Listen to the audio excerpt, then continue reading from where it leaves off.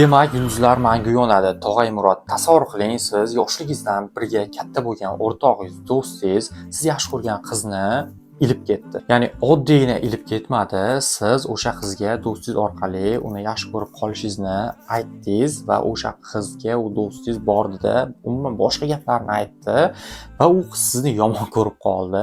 Shu u do'stingiz oradan ancha vaqt o'tgandan keyin esa u qizga o'zi sovchi qo'yib, shu bola chaqali bo'lib ketdi. Shu vaziyatda qanday holatga tushgan bo'lardingiz? Tog'ay-Murod tomonidan 1976-yilda yozilgan ushbu Yulduzlar mangu yonadi asarida ham xuddi shunday voqea keltirib o'tilgan. Ammo bu asarni bu sevishganlar haqida deb o'ylamang.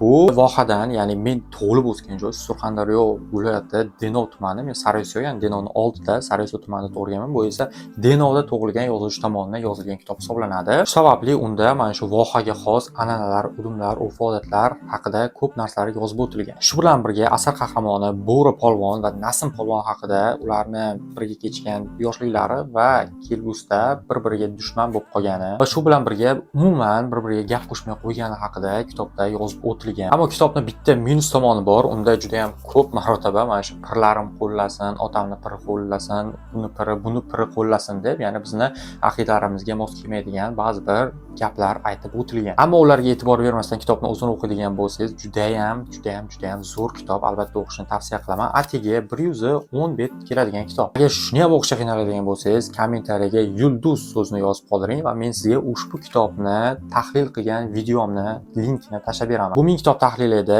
20-kitob Yulduzlar mangu yonadi. Keyingi sonlarni o'tkazib ko'rmaslik uchun hoziroq sahifamga obuna bo'ling.